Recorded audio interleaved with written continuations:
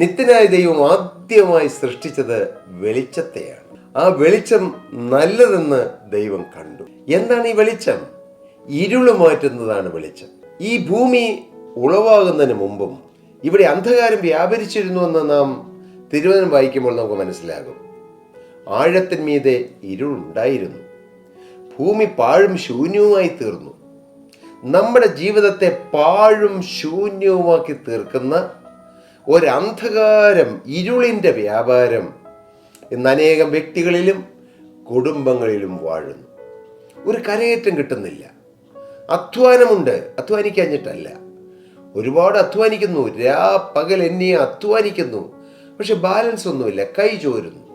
അങ്ങനെ ജീവിതത്തിൽ എന്നും കടബാധയിൽ കഴിയുന്നവർ, എന്നും രോഗം, എന്നും കുടുംബത്തിൽ അസ്വസ്ഥത, എന്നും കുടുംബത്തിൽ ഭിന്നത, കുടുംബത്തിൽ ഇങ്ങനെ ഒരു അസ്വസ്ഥതമായ അന്തരീക്ഷം, ഇങ്ങനൊരു മൂകത തളം കെട്ടി നിൽക്കുന്നു.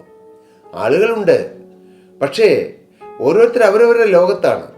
അപ്പൻ അപ്പൻ്റെ ലോകത്ത്, മകൻ മകൻ്റെ ലോകത്ത്, ഭാര്യ ഭാര്യയുടെ ലോകത്ത്, മക്കൾ മക്കളുടെ ലോകത്ത്, ഇങ്ങനെ ഓരോരുത്തർ അവരവരുടെ ലോകത്ത്.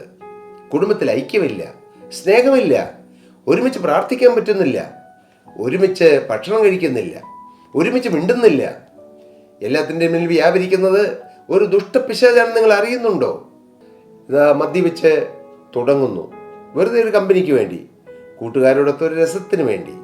പക്ഷേ മദ്യത്തിൻ്റെ അടിമകളായി പോകുന്നു. മദ്യത്തിന് അഡിക്റ്റായി കിടക്കുന്നവര് എനിക്കറിയാം. എനിക്ക് വളരെ അടുപ്പവും എനിക്ക് വളരെ സ്നേഹമുള്ള ചിലരില്ല. ഒരു 1-2 മാസം മദ്യപിക്കാതിരിക്കും.